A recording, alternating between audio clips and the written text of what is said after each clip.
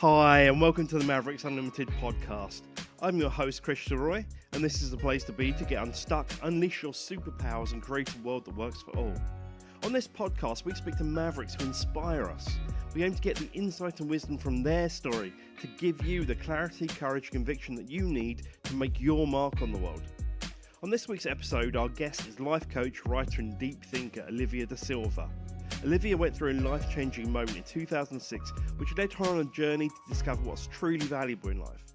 Through different ups and downs and moments of thinking, is this all there is? She's cultivated an approach to life that really is values-based. This led her to train as a coach and write her book, The Whole Life Economy. As she says, recognise your true value and improve the quality of your life. I love that Olivia has written her book based on her own experiences and experiments. Her work is deep and heart-based, yet practical in everyday life. So with that, let's jump right in. So hi Mavericks, it's Chris here again with the Mavericks Unlimited podcast. I'm totally delighted today to have a guest who's actually quite local to us here at Mavericks in Brighton, Olivia D'Silva. Olivia is a life coach who has written a book called The Whole Life Economy, and she has a great philosophy on the value that we have as human beings and how we can live our lives. So hi Olivia, how are you doing today? Hi Chris, I'm good, thank you. It's really nice to be here. It's lovely to have you on this beautiful sunny day in Brighton. Yeah, wonderful. So Olivia, first question that I always ask my guests is, tell us a little bit about yourself. Tell us a bit about your story. Okay, my story. Okay. It's a bit difficult to know where to start when you just say that. It's such an open question, Absolutely. Isn't it? Okay, it's like an interview question, isn't it? Yeah, here we go. Okay. So I guess I can start with how the book opens up, really. I hit a really important turning point in my life, and it was September 2006. I was driving home from work one day. I was living in Bristol at the time. Mm-hmm. I don't know if you're familiar with the Bristol rush hour traffic, but it's quite legendary. It's pretty horrendous, isn't it? Yeah. So I was sitting in this traffic jam driving home from work one day, and it's usually 45 minutes to get home, but it was just becoming, endless. And right. I had this moment sitting in this traffic jam. I just suddenly became aware that, is this the life I set out to have? It was just everything seemed... I had this moment where everything just seemed to be superficial, soulless. I could see all these, I talk about in the book, I was sitting in this metal box, looking at the metal box in front of me with another human being staring at the metal box in front of them. And it felt so disconnected and soulless. And I thought, this is not the life I set out to have. Right. This is not what I wanted. Was that ever a kind of, did you ever had that kind of moment before, or? Not to that level. Okay. Not to the level where I think I was prepared to listen to it. I think that might be the difference in this moment. Right. Yeah. I was prepared to listen to it. And so what I mentioned in the book is, obviously, look back now, I can understand and make more sense of that moment. Obviously, looking back and starting writing about it. But what had happened 9 months before that is my brother had died quite suddenly, and he was 42, and he died. Wow. Yeah, he died alone. On his own in his bedroom at home. Oh, and wow. Okay. Yeah, so it's really sad. And my biggest regret was that I hadn't spent more time with him. Okay, I can understand that. Yeah. So I was so busy. I was living this lifestyle. I was really busy. I mean, I'd worked hard to get to where I was. So this was the thing. I'd worked hard to get to this point. I'd progressed well in my career, but much better than I ever thought I would do, actually. Came from sort of quite humble beginnings, and I kept moving up in my job, and then I started studying for an MA in business management, and I was working full-time, I was studying part-time. Right. And just constantly busy, and I was on this trajectory going somewhere, but I kind of got to this point and I thought, actually, this isn't what I want. This is not the life I want. Wow. Yeah. What realization to have. Yeah, absolutely. Absolutely. So this is the point, and I say in the book that a paradigm shift was required. Yeah, absolutely. I needed something to change. Yeah. So where did you go from there then? Because it's one thing having that realization, isn't it? It's another thing actually doing something with it. Absolutely. So we call those a pivot moment, and we know you're a fan of Jenny Blake as well, and so she's written about pivot moments. So that's a pivot moment. So how did you pivot from there? How did I pivot from there? So I gave up my studies. Right. I'd done quite well. I'd achieved a postgrad diploma in business management, and I'd really enjoyed the studying up to that point, and I felt I'd achieved what I needed to at that point. So I packed in the MA part halfway through, because it became about getting letters after my name, and it was just like, no, too much effort for what? Ego. So that went, and so, yeah, and I say in the book that the universe must have heard my cry, because I don't really know how it happened, but I ended up meeting a man and moving out to France to be with him. Oh, wow. Okay. Yeah. And so he, I don't know. I met him, and he was living in France, and we just connected on a level that I'd never connected with another man before, on that kind of on a relationship level. And he was living in France, and he really caught my attention. I mean, I met him online, but he really caught my attention because he wasn't saying, I'm going to do this, I'm going to do that, I'm going to do that. He was doing it. He'd packed up his job in London, and he'd bought an old piece of land and an old built barn out in France, and he was renovating the barn, and he was developing a small holding on his land, and it just sounded like the idyllic lifestyle. And so he said, come out and meet me. So I went out there to meet him, and we fell in love, basically. Wow. I know. It's an amazing story. And so by the next September, I say a year later, I'd packed in my studies, I'd handed in my notice on my office job, and I was preparing to move to France to be with him. I sold my metal box. I gave away half my wardrobe that was no longer necessary. I gave all that up and then moved out to France. So December 2007, I moved out to France to be with him. Okay. So that's what happened. Wow. Okay. So that was then. We're now in 2018.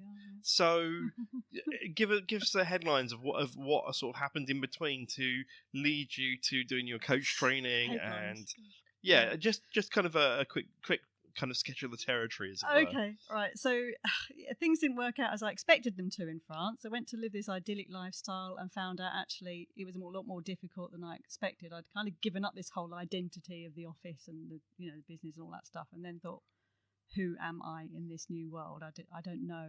Couldn't really speak the language, so I was quite lost. And then, so what happened through there is, I talk about, I mean, again, this is the philosophy of the book. What started to become apparent for me, I was desperately trying to find some connection, and after I'd done that, I felt even more disconnected when I moved to France. And then what I recognised is that the value, the connection I was looking for, actually was in my life all the time. I was just taking it for granted. And this recognition came through my relationship with food, because we had a small holding out there. We were raising chickens, sheep, ducks, and geese.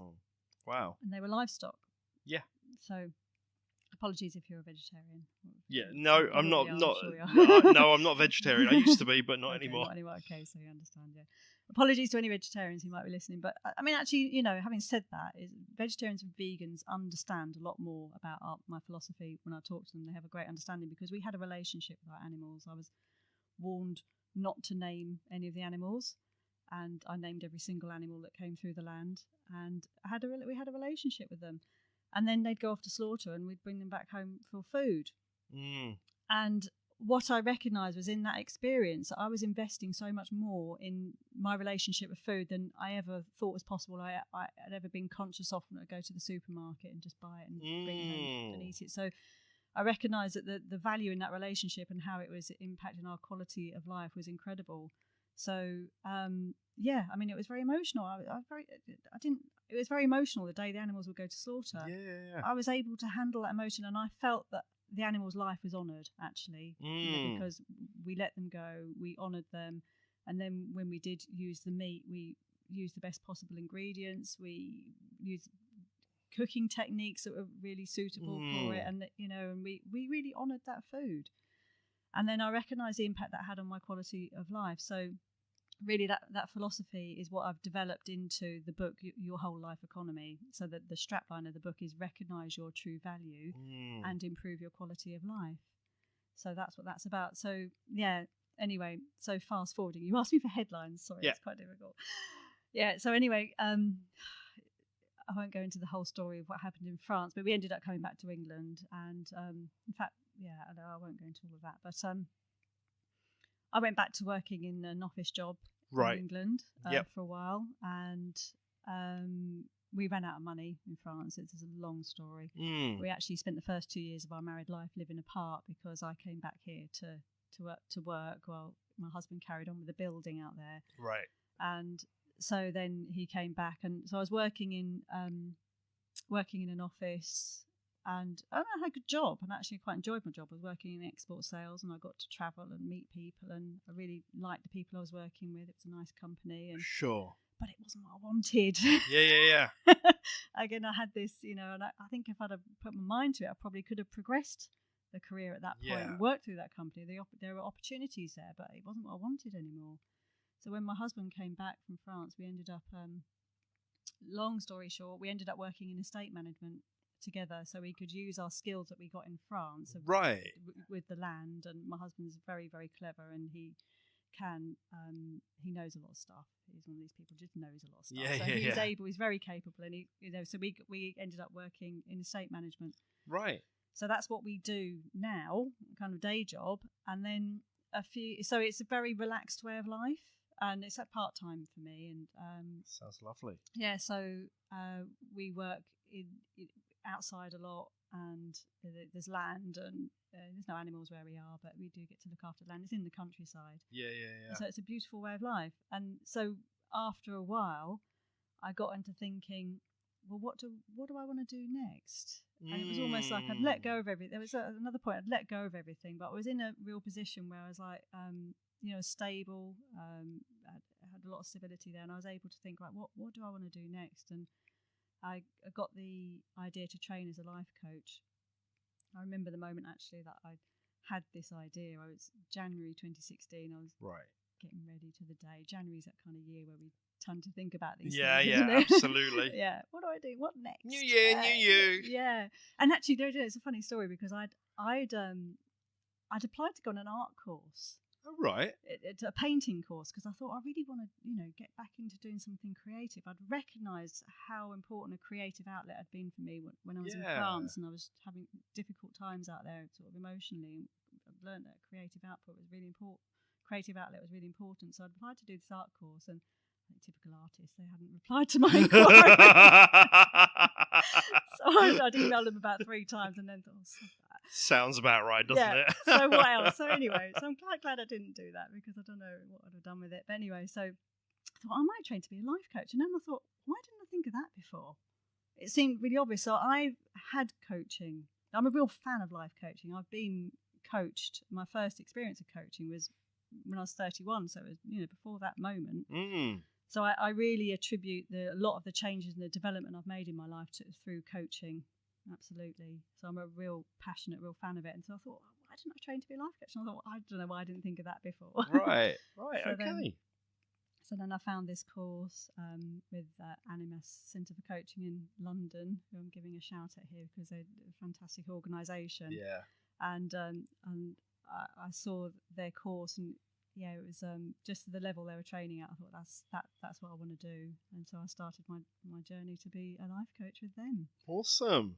So there you go. Those headlines. That's absolutely amazing. Absolutely. So that's amazing. What I really like there is a couple of things I really heard. Number one, when you're talking about like the smallholding, the animals, your book is called The Whole Life Economy, and we'll come to that in a second. But the notion of the economy, you were talking about value, you were talking about investing. We tend to kind of think of those words to do with money, but of course, money represents value. So it's kind of I hear it right there and then, and so this. It's not just a gimmicky concept to you. The other thing that I really like, and I just want to pull out, is the notion that I think, a lot of people go through that almost like double pivot, as it were, that time when you have that first moment when you kind of think life's not working, and then something comes along that seems better, so you take that. It's like, oh, this is the way life's going to be and all that. But then actually it doesn't work out.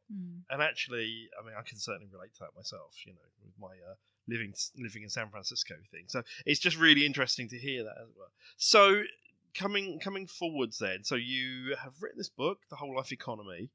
And when we were speaking earlier, you were talking about it being based in your own experience. So tell us a bit about what it was like to write the book coming from your own experience. Yeah, coming from my own experience. So this is quite an interesting story, I guess.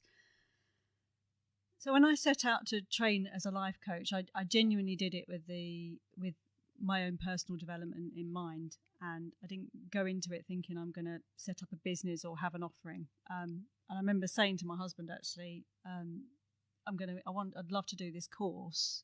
It's quite an investment, and I can't guarantee a return on that investment because I don't know what I'm going to do with it. I could get to the end of it and do nothing with it. And anyway, so he supported me in that. And it was lovely because I was able to attend the course and just really enjoy the experience of learning to be a coach and how to bring myself into that with no expectation of what I need to deliver at the end of it. And it's, and actually that has become quite an important part of my strategy and how I live my life, is learning to put myself into something and without letting go of the expectation and the outcome at the end, and just allowing things to unfold. And so that's how I actually approached the business, because I was being coached. I've got a fantastic coach who I met through the course, and she's still one of my coaches today. I've got 2 coaches, and great. I told you I'm passionate. And I remember I had a session with her, and it sort of kind of started to emerge. If I wanted to do something with this coaching, I was going to have to set up a business to do it. Wow. Yeah, and that was exciting for me, because I've worked in businesses before. I'm very competent. I've done business studies, so I know that I know what to do. Yeah. It's just that I've never found anything that I was passionate enough about it to want to do it, because there's a lot of hard work. There is a lot of hard work in a business, right? There's a lot of nitty gritty. There's a lot of like terms and conditions and stuff that you have to know. Oh my God, yeah. If you're going to protect yourself. And I just thought, I can't be bothered all. I need to have something that I'm really, your why. I need to be led with that why in order to, get through the nitty gritty, mundane, day to day things that I actually don't really want to do, but I will do because it will serve the bigger purpose. So right. That's become quite an important part of what I do. So then, when I finished my coaching training, I started working with a business coach, a wonderful woman who's in my book, who's also my yoga teacher. Oh, okay. And so her coaching is, she's a very special woman, and she really got me to, obviously I resonate very, very deeply with her philosophy and how she brings that into a business level. But her approach was, well, how are you going to bring yourself into your business? What do you want to deliver to the world? And I said, well, I'm a coach, so we sit back and we see what the client wants to bring to us. She said, well, how are you going to distinguish yourself in this sea of life coaches that are out there? Because we've got over 1,000 coaches in our community now. Wow, that's a lot of coaches. Yeah, it is. It's a lot of coaches, yeah, but a lot of people want to have an impact. It's great, it's fantastic to be part of that. Yeah, absolutely. And so she really got me to connect with my story and my transformation and what it was I wanted to bring. And so I went back to the part of my story. This is when I wrote that part of the story about the turning point that I'd had. I'd already written that actually as part of my studying. So I kind of connected with that point as being important in my life. And so I started to develop that and to think about this concept of value and how important that was to me, because this is a word that I've always found myself using a lot. So even long before I started, I remember in my first session with my coach, she said, you use this word value a lot, let's explore this word, how we do in coaching. And, yeah, so it's like it's a really important word to me. So then I started to develop this, and I didn't set out to write a book when I started. So it was written in there, and this is genuinely how it happened. When I started, I love writing. Right. I love communicating through writing. It's a great tool. It's a great method for me. And when I sat down to start writing, just a lot of stuff came out, and I recognised, and I started to develop this concept. And I had this idea to relate it to the global economy, how we value our lives. So identifying a set of personal resources that we have as human beings. So these are the things that we all have to offer the world. But the point is we're probably taken for granted. So, and that is based around my experience of the relationship with food. So I've expanded that. And so I started to write, and and it just started to emerge. And then I remember the day that it was actually April the 22nd last year. Yeah. I sat down and thought, I'm going to write a book.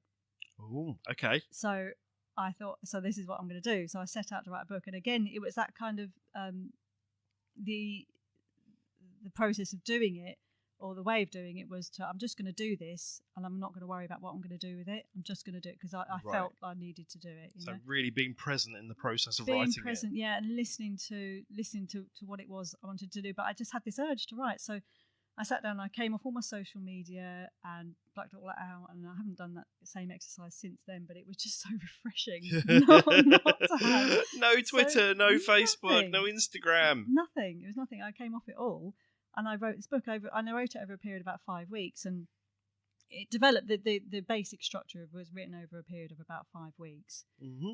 And I read a lot, and the book is referenced. So it's my experience and my insights have gone into this concept, but I've also connected with a lot of other people's work through it. So there's a lot of quotes, there's a lot of connecting with other people's, their influence upon me through the work. So, yeah. So great stuff. So you've got this idea of value and connecting it to the whole life, to the global economy, as it were. If you were to kind of give us the top line of what the idea is, how would you kind of summarize it? Okay, so the concept of your whole life economy is based around 7 personal resources. I've identified that we've all got as human beings, but we're probably taken for granted. So the 7 resources is time. Yep. Number 2 is attention. Mm-hmm. Number 3 is our physicality. Right. Number 4 is money. Right. Number 5 is wisdom. Number 6 is compassion, and number 7 is joy. Interesting. Yeah. What brought you to those 7? Because some of those people will identify with straight away. Time, physicality, probably money. Yeah. Those are the things that people get in the external. But you've dug a little deeper, and I think it's fair to say that this book has some, dare I say, kind of spiritual roots to it. Absolutely. And you're talking about internal resources like compassion and joy. So how did you come to those ones as well? Yeah. So it is a spiritual concept. I've owned that. Yeah, it's a spiritual concept wrapped in a very practical package. Right. So I believe it will appeal to people who wouldn't necessarily call themselves spiritual. I don't necessarily call myself spiritual, but down with the idea that there's a greater, deeper meaning to life, and so it's really aimed at people like that. I think that it will help connect with people like that. So, what was your question? So the question was, how did you come to those deeper resources? Yeah, so deeper resources. So the time is obvious. I mean, that obviously came from my experience around losing my brother and recognising how important my time was, and so that transition I made then. Attention. That came to me actually through reading a book, a chap called Michael Crawford, who's written a book called, it's got a complicated title, I can never remember it. It's basically how to flourish in an age of distraction, or the world outside your head, or something like that. Okay. We'll link it in the show notes. Okay, yeah. So he talks about the attentional economy. Ah. And this is the principle that, that marketers, our attention is valuable. To marketers out there, and they class the attentional economy is based upon the fact that our attention is a scarce resource. So they recognise that. Absolutely. So marketers recognise that, so they will be doing everything within their power to grab our attention towards their service and their product, and often that's done in a very negative way. And not just about anybody, political parties, anything. So often feeding into our fear and our negativity and all that kind of stuff. Yeah. And so my concept around attention is that this is entirely within our control. Our attention is entirely within our control. And if it's so valuable to them, why is it not valuable to us? That's a really good question, isn't it? Yeah. And how many of us spend our times going back to the social media thing of like we're in a queue in the supermarket, whatever. It's like, oh, I'm bored. I'm just going to look at Facebook or whatever. It's like we punctuate life with a look at Facebook. Right, absolutely. And how many couples sit on the sofa in the evening, kind of just look on their phones? Yeah, guilty. Do this, by the way. Yeah, absolutely. Totally guilty. I think that's the caveat with writing a book, isn't it? Just because we've written about it doesn't mean say we've got it sorted. I'm not an expert. No, totally not an expert. But I think the point is that it is within our control. My attention with it is within my control, and I tend to valuing the resource of attention for me is meditation. Yep. A meditation practice is absolutely crucial for me, and I come back to that in other aspects of the book as well. Intention, so managing through my intentions and what I intend to bring to the world. So again, this goes back to my what am I bringing in rather than what I'm trying to get out. Outcomes. Love that. Managing our beliefs. This is a really, really powerful aspect of the resource of attention. Managing our beliefs, and this is something that has come to me through my coaching. Is that instead of limiting beliefs, empowering beliefs. Right. We can change a limiting belief into an empowering belief, and this is what I was trained to do through my coaching. So there's stuff in the book about how to do that. Awesome. Yeah. So that's time and attention. Yeah.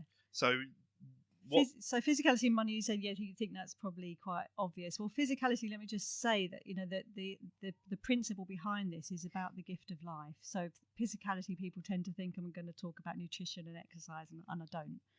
I talk about valuing the gift of life, the most important gift we've ever been given. Gary Vaynerchuk talks about the statistic 1 in 400 trillion people who've ever been born, right? Yeah. So no, you have a 1 in 400 trillion chance of being alive. So I refer to that in the book. Yeah. And I say, let you use your imagination as to where that comes from. We don't like to think about our parents having sex, do we? Not generally, no. No. So it's 1 in 400 trillion chance that we have of having this life. So it's using that as a perspective, but also recognizing. So the other part of it is my yoga practice comes within physicality. And again, this is my experience. So other people's concept of this might be different. Right. But how I've learned through my yoga practice to value the body I've got, rather than thinking, oh God, I wish I could lose half a stone, or I'm not happy with this bit. It's like I think instead of looking at my body like that, thinking how amazing it is. I've got the gift of life today. I'm free from physical pain. I'm fortunate to be free from physical pain. I mean, I work at that.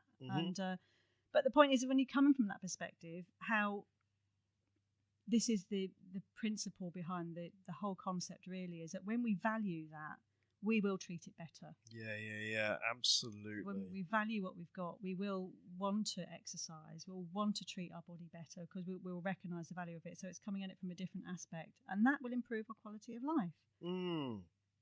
I love that. It will improve our relationship with food. It will improve our relationship with exercise, and all that kind of stuff. So it does come into it. So I'm just curious to dive into that for a second. Yeah, absolutely. Because as you say, if we value it, then the behaviours and all that will change. Yes. And we're kind of talking like Robert Dilts here, logical levels. You're talking about an identity or belief level of change that will influence the outside. So an inside level of change will. Yes. The outside. How if you're in that place of, I wish I was thinner, or, I wish I could drop some weight, or, you're in that kind of negative place and you want to make that shift to actually valuing what you do have. How do you make that shift? How do you make that shift? Well, bringing it into the awareness. As I said, that concept that the 1 in 400 trillion chance we have of having this life on this earth today, recognizing that how precious that gift of life is, and coming from that perspective will have an impact on how you treat yourself. Now, if you're desperately unhappy with your body, and I know some people are, and I have been in the past, it's not an overnight matter. It's not going to change overnight, but in the moment you can change how you feel about yourself. In the moment we can change how we feel about ourselves. We can choose to accept, and then use that as a motive to change, rather than I need to change before I can accept. I mean, it's it's very kind of logical, and it sounds very simple. I know it sounds really, really simple, and it's like meditation, right? It's simple but not necessarily easy. Yeah, exactly. But there you go. So okay, so that's the physicality. Yeah. What was number 4? That was money, right? Yeah. So what would you say around that? I mean, because obviously money is a big thing for people. Yeah. This is linked to the economy, the concept of. So what would you say around the value of money? Value of money. So how do we increase the value of our own money? Yeah. So I argue that we don't really want money. Nobody really wants money. Right. We want what money brings.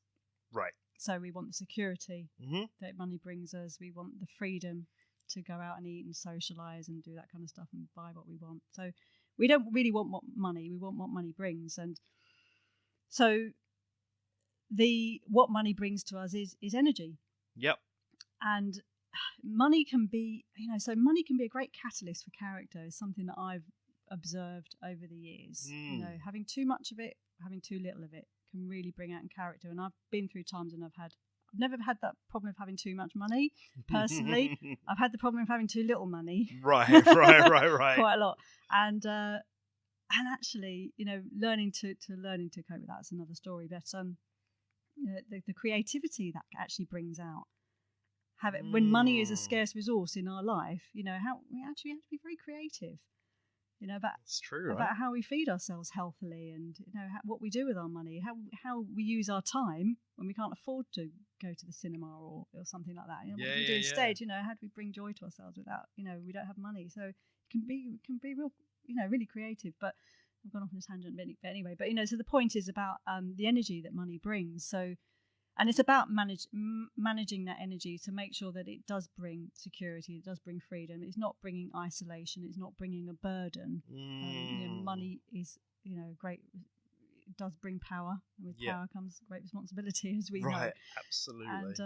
And so it's how to manage that. And so my point about money is it's not just increasing the value of money to ourselves, but it's increasing the value of our money to the world. So it's thinking about the supply chains we're supporting with our purchases. Yep. So for me personally, I would rather go. I do like to shop local. I mean, I know this is can seem like a bit of a middle class privilege. Actually, very lucky in Brighton. You've got lots of independent. Yeah, absolutely. And, you've got lots of opportunity to do that in this environment. But I do go to the supermarket, of course, as well. But I do like to go to my little local bookshop. Is my favourite one. Yeah. And supporting local traders and.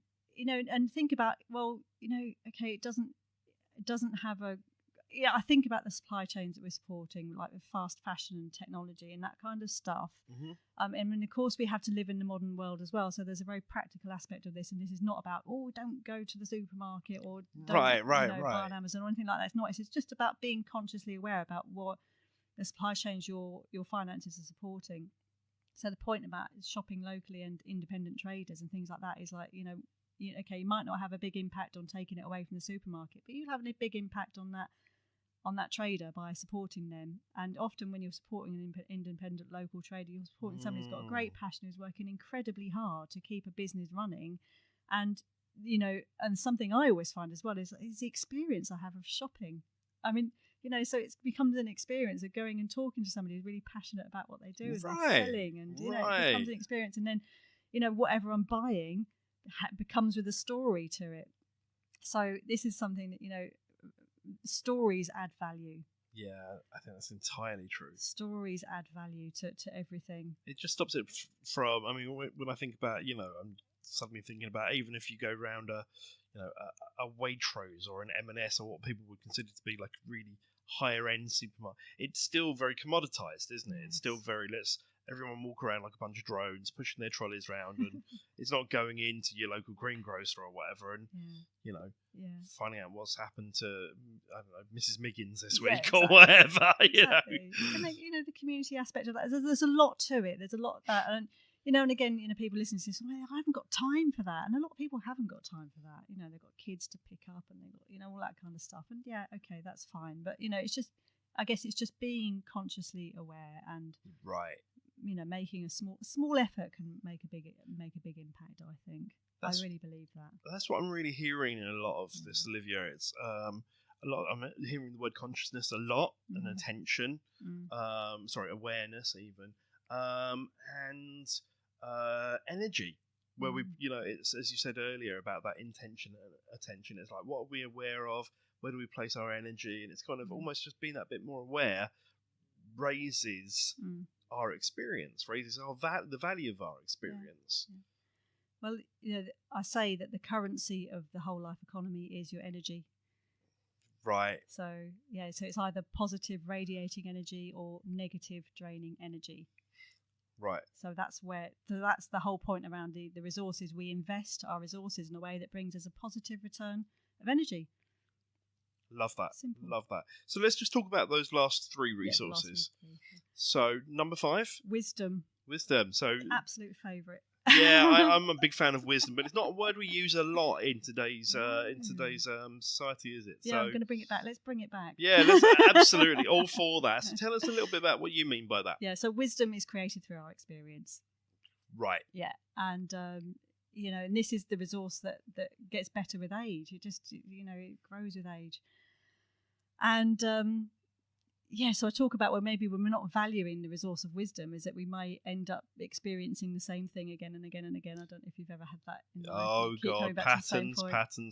Yep. Yeah. So it's recognising I'm at this point again. Oh my God, what do I need to do to get beyond this point? So it's a lesson we need to learn. So that's that principle. But then it's also the resource of wisdom is that we each as human beings, and I know you resonate with this, we all have a unique contribution to make to the world. Totally. Yeah.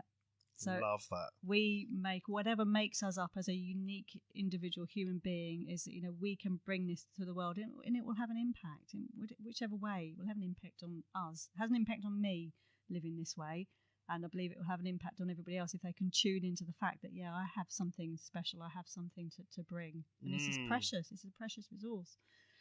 The other aspect of this is it's something we don't sort of hear very often nowadays, but respecting our elders.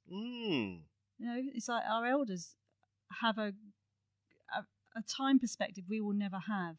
Right. A source of wisdom that we'll never have. And, that often in our society is so often not respected and devalued. Older people in the workplace putting out, it's just, and that's something that I feel quite passionate about is respecting. Well, you mentioned earlier about Gary Vaynerchuk, and obviously he's been talking about, he's been talking about people in their 40s and 50s, and obviously that's midlife, and I hear that notion of people who are in their 60s, 70s, 80s, 90s, whatever, and their time perspective. But it's a real thing that in modern society we kind of have lost sight of, isn't it? I think so. I think so. And in a lot of kind of traditional or tribal societies, for example. That was the point I put in the book. Imagine if the elders in our workplace were treated as the elders in a tribal community, and how that might look in our workplace and our families. Right. Yeah. And it's interesting, isn't it? Because when you think about like those people who are at the top of the food chain, as it were, in business, very often, there's a way of acting that isn't necessarily like the wisdom keepers of a tribe, for example. Yeah. There's a whole way that a tribe works that maybe a company doesn't, and all that. But but it's an interesting thing. So tell us about compassion and joy. So compassion and joy. So compassion came about actually because I was considering love as a resource, and it talks in there's a little section in the back that says where is the love, and I was thinking about it, but it didn't seem to fit quite. It didn't seem to fit well, and I came across, I don't know if you're familiar with the work of Cindy Wigglesworth. No, don't know her. The 21 skills of spiritual intelligence. Okay. So interesting. Spiritual intelligence is like the sort of the next stage on from emotional intelligence. It's not very well known actually, but I really resonated with her because it's a very practical framework for spirituality. So she talks about love in there, and I referenced the book in her work in my book a couple of times, and this is one of them. So she talked about love, and she said, well, love is very difficult to quantify love. And she came across this quote that said, if love is a bird, one wing is compassion and the other is wisdom.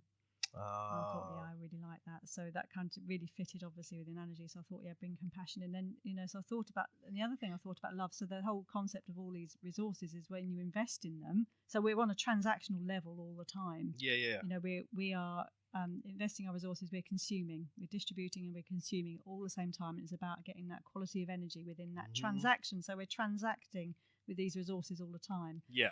But when we give love, love in its purest form is surely unconditional. So we don't give love with any expectation in return. So love doesn't fit within, I don't believe doesn't fit within this. But then somebody said to me the other day, well, surely love shouldn't underpin it all. And I thought, well, isn't that beautiful? Yeah, absolutely. Yeah. So compassion is a really important resource. Compassion is our response to suffering. And as I talked about earlier with the attentional economy and, how suffering is so present in our faces a lot of the time. Right, what's going on in the world. And, it's very easy to become exhausted. Yeah. With the resource of compassion. And then compassion fatigue is an actual condition. Oh, wow, interesting. Yeah, compassion fatigue. It's the people who are working in the helping industry can be subject to compassion fatigue, where they can actually switch off and numb out to it. Yeah, okay, just start to see it because your resource is exhausted. Your resource of compassion is exhausted. Right. So it literally is finite, as it were. Yeah, I think so. But it doesn't have to be. So it doesn't have to be. And actually, I used I came across a clip from Brené Brown just recently where she talked about boundaries. Yeah. And so this is the important aspect of compassion is boundaries. So my point is, and also recognising the sort of the transactional level, is that recognising that there's a time to give help and there's a time that we need ask for help. So which is huge. Yeah, asking for help can be a real challenge for a lot of people. I would say in many ways that's more of a challenge for people than giving help. I think so, yeah. And it's also recognising why we're giving help. Are we giving help for our self-worth? Is it because we want something in return? Or are we giving help truly because we want to help another person? So right. Being able to be of real help to another person and have an impact on another person's life and seeing them change and grow as a result of something you've been able to bring to them, that is a massive privilege.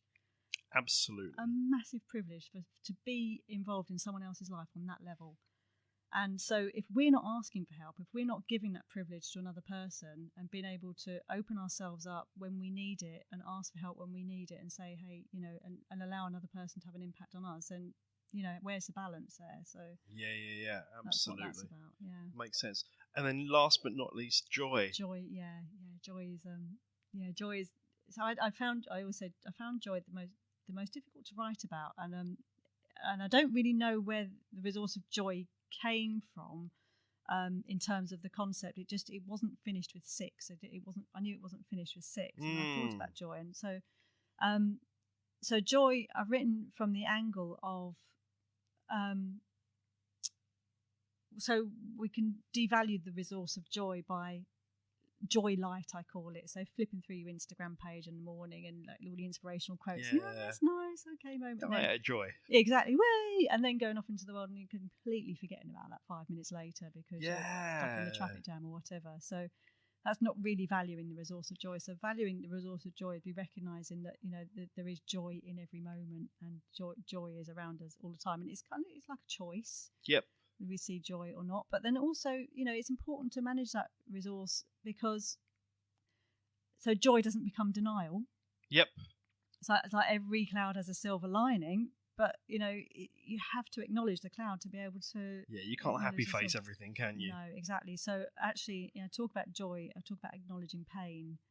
And it's about that kind of that transcendent experience of living with the pain, accepting the suffering, and and experiencing joy in that kind of in that way. And I actually refer to a quote that really struck me and felt important to bring in from Viktor Frankl. Man's Search for Meaning. His Man's Search for Meaning. So his stories from inside a Nazi prison camp. Yep. And I can't remember the exact quote, but then he talked about how finding joy in moments, and he talked about, how did he put it? Can't quite remember. But it was like the mastery of life, something about the mastery of life, about being able to find joy in those moments. And I thought, well, if they can do it in those conditions, surely we can do it with us. And also, the other thing about joy is that how joy is infectious. So when we do share our joy and we do it from a really authentic level, how, you know, we can really spread joy, and, you know, another person will feel it when it comes from a place of real authenticity. Another person feels that joy, and we can spread it as like a flame. So, you know, yeah, it's a really important. I love that. And I think I'm really pleased that you did include it as number 7, because, and maybe this says more about me than it says about anyone else, but, you know, I think to many, the concept of joy can almost seem like frivolous. Yes. Or, you know, it's that kind of, oh yeah, I'm going to enjoy myself and all that once I finish the work day or whatever else. Yeah. But actually, it's in many ways, it's the most precious, isn't it? Because as you said earlier, with money, we're looking at the things it can give us, the energy it can give us, which inevitably is about feeling joy. You know, the wisdom is about how can we, you know, bring joy and all that kind of stuff. So it's almost, in a way, it's almost like if love underpins them, then almost joy does as well, kind of thing. I think it's right, and that's actually so this has been my sort of challenge, really, and working for myself and building my practice from my heart, which I've been really passionate about doing. The permission that I give myself is that I don't have to do something if it's not fun. And that's how I bring joy into my life. And and I follow that kind of energy of joy, and how connect with people through that. You know, joyful connections, and it's just a lovely way to live. Love that. Yeah, no, I get that, and I think that's what strikes me about you, Olivia. It's like it clearly could only be written from your experience, because it's what you're doing. So you're, you know, this isn't a bunch of kind of concepts that you've cobbled together. You're actually kind of you've built this book out of the way you live your life, and I think that's really powerful, because you're walking the talk, as it were. I'm trying to. And you know, we're all a work in progress, right? Absolutely, yeah. So a couple of things I'm really curious about. I mean, in the conversation we had earlier, you were saying that in a way, this book's all about gratitude. And, you know, talking about valuing what we have and that kind of thing. But I know, obviously, positive psychology has brought forth the notion of gratitude in like modern society and all that kind of thing. But I think a lot of people don't necessarily connect with it or know what it's really about. So can you say a little bit about that for me? So gratitude, it does come within the book, within the resource of joy and practice of gratitude. But I see the book really as a framework for gratitude and how to bring that into life. And we were talking just before we turned the microphones on, and you know, so it's like how to really live from that level of gratitude for what we've got. And I would, in the past, I've tried writing gratitude lists on a daily basis, and it just becomes a bit of a meaningless exercise when, you know, it's actually, well, I'm grateful for the same things over and over again, which I am, and grateful for more, but then obviously we're told, you know, whatever we're grateful for in our life will develop, and I do believe that. So so that your whole life economy is it's really a framework for being able to develop gratitude and from the concept of value. And I love that, because, as you say, it's whole life. Because the thing is, with those like gratitude lists or that write 5 things every day kind of thing or whatever, you talked earlier about compassion fatigue. And I think those things can give you almost gratitude fatigue, because it comes about the practice rather than actually feeling gratitude. Whereas what you've done with this book is give lots of different ways to value everything on an ongoing basis. Yeah, and different things might mean something different at different times, you know, so... Yeah, absolutely. So, just in terms of, you know, bringing this back to you, as it were. I mean, you said earlier that you've given yourself the permission to not do something if you don't enjoy it, or only do it if you do enjoy it. Yeah. And I think, you know, that sounds amazing. And I think, you know, one of the challenges that I imagine you might get with that is, well, that's all well and good, but, you know, I've got bills to pay or whatever else. So what would be your response to that kind of... How does that work? Yeah. So how it works for me really is, what I mean by that is following the energy that I've got to bring into my work, and working when the energy is right for me. And I'm really fortunate that I'm in a position to do that. I have a life that is flexible, and I guess I don't know, I'm motivated by what I'm doing, but you know, there'll be days when the most productive thing I can do is actually just go to bed. Yeah. I mean, I'm a woman of a certain age, and let's not talk about hormones and things like that. But literally, there's days when the most productive thing I can actually do is just maybe go to bed and have a sleep in the afternoon. Yeah, yeah. And it doesn't happen very often, fortunately. But if I allow myself to do that without feeling guilty, or I've got to be doing this, I've got to be doing that, I've got to be doing the other, and fortunately I've got a wonderful husband. We support each other. That is going with that kind of energy. But if I allow that energy, I know that I'll probably have a couple of hours sleep, and then I'll be fine afterwards. Yeah, yeah, absolutely. But for so many years, if I was ill, under the weather, and I heard some research or somebody talking about this recently, is that when we're ill, the first sign of being ill is that we get fatigue. Ah. And then, so what do we do as human beings? Oh, feeling a bit tired. I'm not that tired. I'm not that ill. I'm okay. I'll just carry on. We battle through it, right? So we battle through it. Yeah, right. And then, and then we get ill. And we're like, oh God, I can't shift this illness. I'm ill and it's hanging around for ages. If you're tired, go to bed. Duh. But that's it. I'm tuning into my body. I'm tuning into what my body's telling me to do.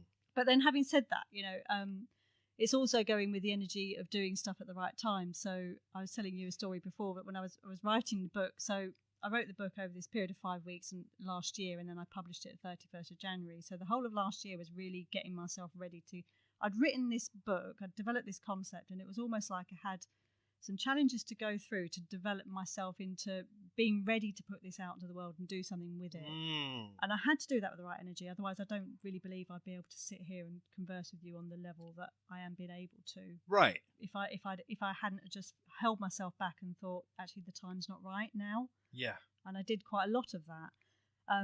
But then, having said that, when the time was right, and I was working really hard, and I was telling you about I got up on Christmas morning and said to my husband, "You stay in bed." Obviously, I don't have kids, and got up on Christmas morning and I was working on my book because I was just, by the time that the energy came, I was so eager to get it out there, and I was so prepared, and I was just like, it was almost like I was propelled. Yeah, yeah. And so it didn't matter that it was Christmas morning. It was I needed to do this, and it came from that kind of really gut level of doing this work. And so I had to get the book ready, and I had to do all the create space and Kindle formatting. That stuff I was talking about earlier. You have to have the passion all to drive you stuff, through. Yeah. And I was developing my website in the back of it, which was just like, So yeah, but so that was and I had that kind of that drive came. But I believe that drive comes from me, from really being able to listen to my body. And then sometimes, I do meditate in the morning. Yeah. And sometimes while I'm meditating, I don't set goals as such. I'm not a great goal setter, and I don't do a lot of goal setting in my coaching because I don't know. I don't know. I just don't really work well with goals. I work better with intentions. Yeah, yeah. What for you is the difference? So the difference is a goal is a predefined something that I'm going to set my heart to. I'm going to like we set a SMART goal, so it's going to be achieved by a certain time at a certain level. And for me, that's actually been counterproductive in the past. So I'm not a great goal setter. But having said that, I know what I want to do, and I know my next stage, and I follow the energy of how things are developing. And so sometimes I'm meditating in the morning and I'll just get this feeling like, oh, yeah, I'm going to do this today. This morning I had I really want to send an email. I really want to write this email. So I got up and just wrote an email to somebody, and that intention came. So, so that's what I mean, I guess, by that kind of concept. And it's great. It's a great way to be able to work. Yeah. It sounds amazing. So, and I really hear that. I mean, intuition really comes up there for me, which is a huge thing. And but also, possibly another resource there is courage. It's the courage to actually say, because so many of us just do what we feel we're supposed to do, don't we? And that kind of thing. Yeah. So, in terms of, obviously you said you follow your energy, you kind of work when the feeling is there to work, and you have, you said you were fortunate to have this life, but you have set this life up for yourself. Yeah, I have. And, I think there's nothing less counterproductive than having to go to an office and sit behind a desk for a predetermined set time every day, So I really think it's really such an antiquated way of working. And anybody who's listening who's having to do that, I feel for you. And please try and stop it. Well, with the help of a coach, then absolutely, yeah, absolutely. Come and see Chris; he'll help you. Well, either of us, but there you go. Us, So, in terms of if you were to give, I mean, I would completely define you as a maverick as we know them. So true-hearted, authentic, unleashing your superpowers, and doing your bit to create a world that works for all. If you were giving some advice to a maverick starting out on their journey, what advice would you give them? What advice would I give a maverick starting out on their journey? I would like to say something about listening to ourselves, but listening to the discomfort as much as the joy. And like I said, that moment I was sitting in the traffic jam, and you said you've ever experienced something like that before, and I said, yeah, I think I probably had, but I wasn't prepared to listen to it in the same way. And recognizing that these moments of despair can be incredibly valuable. So don't ignore. I mean, so one of the things I've been going on about recently is, we look at the rise of automation is a big thing in huge. In the world now, and how it's going to take over jobs and all that kind of stuff. And there's a talk about, well, can machines become conscious? And I think, well, it's entirely irrelevant, because actually I think the challenge is can humans remain conscious? It's a really good question. Because it's just so easy to escape. Yeah. We can't come and turn on the news. It's just all horrible, and I don't want to listen to all that. It's negative, and it's just I've got completely powerless over a lot of stuff that's happening in the world. So we just escape into Facebook or social media black hole or a box set or something like that, and it's just so easy to escape. Whereas, I don't know, just listening to those moments of discomfort, I'm quite big, and I'm working my coaching around into these areas now. And I think I mentioned it to you. Yeah, you were talking about mentioning it into self-doubt, and this is something I'm developing at the moment. So the whole life economy I'm developing around a sort of a community type. I didn't know how it was going to develop when I published it, but this is how it's mapping out, and it's going to be more like a sort of a community type approach, which makes sense. And I want people to interact with the ideas and keep developing this through their lives. So that's that. But then my coaching is going down a very, very small sort of area, which is around dealing with uncertainty and the internal force of uncertainty, which is self-doubt. Right. Now, I believe, and I'm developing some theories around this, and I'm doing some experimental coaching around this at the moment, actually. And if anybody's interested in doing some experimental coaching with me, I'd love to hear from you on this concept, because I believe self-doubt can be a really beautiful human quality if we allow it to be. So say more about that. So the presence of self-doubt can be a great indicator of growth. So the presence of self-doubt, so we want something, we desire something, we doubt we can achieve it. Totally. So if we're not desiring that thing, are we doubting ourselves? So for me, the self-doubt is a bit of a signpost to what we want and what we desire in our lives. So the self-doubt is essentially the gap between what we desperately want, what we desire, and what we believe we can achieve. Makes complete sense. Yeah. So the presence of self-doubt, no problem. It's the response to self-doubt which causes a problem. Got it. And that's where you're going with your coaching. That's where I'm going with my coaching. So we can either respond through anxiety about the uncertainty of the future, or we can respond through excitement about the uncertainty of the future. We can respond by isolating ourselves. We can respond by allowing ourselves to be open, collaborate with people, bring creativity. Yeah. And, so I also look at from another perspective is like, what has certainty brought us? What has certainty and confidence brought us in the world? Boredom. And rubbish. And yeah. Extremism, intolerance, narcissistic leadership. If we look at examples of people who are really certain about what they're doing. God. Yeah. Where's the room for growth? Right. There just isn't, is there?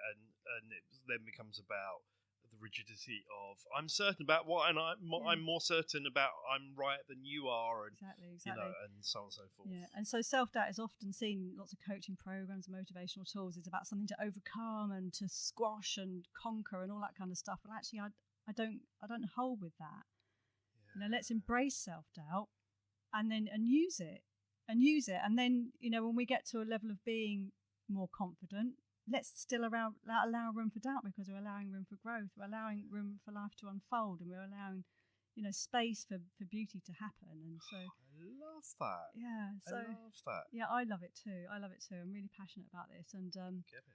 and I'm, as I said, I'm just doing some experimental stuff around this at the moment. I'm working with a few people. I'm saying, well, can we just explore this through the lens of self-doubt and explain what I mean by that? And and I so might have to take you up on that. oh, I'd love to. I'd love to work with you on it. But it's like, and the great thing about experimenting with it and being allowed to do that is that I'm not kind of predetermining any outcome for a client. It's like, well, let's see where this goes. Let's see what happens. Let's see how we can use this. And some lovely stuff happening. So I'm going to be doing some case studies. I'm going to be doing some more writing around that. But awesome. Yeah, Can't wait to see where that one goes. Yeah. And what I hear through all this, and I heard it earlier and I didn't pull it out, but there is that thing about letting go of the resistance. Stephen Pressfield in like The War of Art and Turning Pro talks about that whenever we embark on a creative endeavour, our internal resistance comes up in equal and opposite proportion to the level of the endeavour, as it were. And what I know from like gratitude and from what you're saying is, it's like, actually stop resisting, grease the wheels of life, as it were. Yeah. And this is a 21st century way. I think this is the modern way. This is what the world needs. I think that kind of, it's all very old 20th century, isn't it? Let's just like ignore it. That's what I feel anyway. Absolutely. Yeah. I was actually on a phone call yesterday with a guy called Glenn Elliott, who's going to be a future podcast guest. But his thing is called Rebel Playbook, and it's all about employee engagement. He was just saying, like, so many of our ways of working now sort of based back on like to the Industrial Revolution, and when it was about keeping the machines running and all that kind of stuff. And it was just actually, I hadn't thought of it that way, but it's not even 20th century, it's like 19th century, 18th century. So time to bring things up to date, I think. Let's do this, So I'm just kind of curious, couple of questions just to bring us home, as it were. So first of all, who I'm always curious around who people's kind of heroes and heroines are, or big influences are. So I'm just wondering, who are your big influences? Well, my biggest influence in my life has to be my mum. I mean, that might be a bit of a trite thing to say, but it's absolutely true. No, I love that. She's been an example of, I mean, if I'm a maverick, my mum is a rebel, I'm afraid. Okay. You can make her a bit difficult to manage now. She's 82, but... I can imagine. But she's really the person who showed me that you can do more with life. She changed her career. She achieved her MSc when she studied in her 60s. She achieved her master's degree when she was in her 60s. Wow. She's still talking about doing a PhD actually, but I don't. How amazing though to have that life force say, I'm thinking of doing a PhD when I'm 82. Yeah, exactly. Yeah, no, she's incredible. She is. Yeah. That's amazing. And she's also shown me a lot about how I don't want to live my life as well. She's been a great example to me. Awesome. Yeah, and also and I have endless people. My coaches, particularly my business coach, is a yoga teacher, is working. She's bringing her stuff into work. Her name's Kathy Gorrit. Right. She lives up in Forest Row, which is not far from here. She's working online, and she's doing a lot of good. And I wouldn't be doing that. That book would not exist if it wasn't for my relationship with her. Cool. And then there's many other people as well who I connect with. But I love that. And what I don't know, maybe I'm making a supposition out of something here, but I've noticed it through the several interviews or the many interviews I've done, is that, I don't know about you, but when I was young, I would have said all the people like, Nelson Mandela or Richard Branson. But actually, as I get older, and I just heard it from you, it's like, actually, there are people in my life. They're not necessarily the big famous people. It's like, actually, everyone's kind of cool. So I really love that. Yeah. And I think this goes back to our wisdom. If we allow that, recognise everybody has their wisdom. Everybody has. We can learn something from everybody we meet. Yeah. Everybody. Absolutely right. So, final question, and this is the one that I ask every guest, and it's always the one that stumps people. So let's see if it does for you. And that is, what's the one question that I haven't asked you that you would have liked to have been asked? I've heard you ask a question, other people. Oh, what would I have liked to have been asked?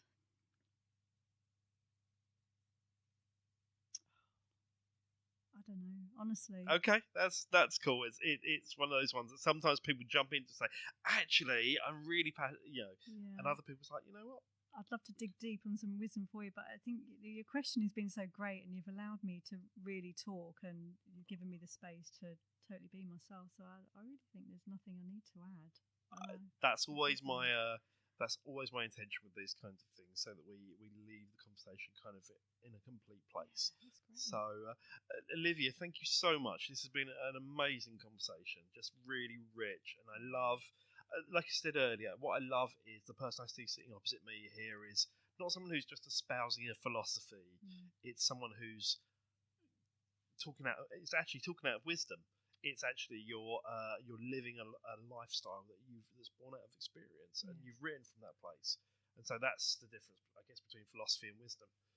And I really love that. So thank you so much for being with us today and being so generous with your answers and your honesty and compassion. Oh, thank you for having me here. It's been a real privilege, and Cool, brilliant stuff. Brilliant. You're very welcome. And so that's it, Mavericks. That wraps us up for today. Thank you again for listening.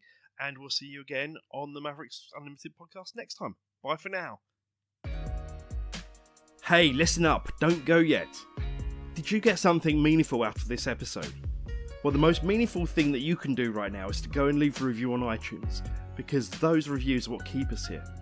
And please make sure to share and to subscribe to this podcast. Finally, are you unleashing your superpowers? Well, if so, show us on Instagram with the hashtag Mavericks Unlimited, and we'll see you over there. And with that, thanks so much for listening to the Mavericks Unlimited podcast at mavericsunlimited.com. Bye for now.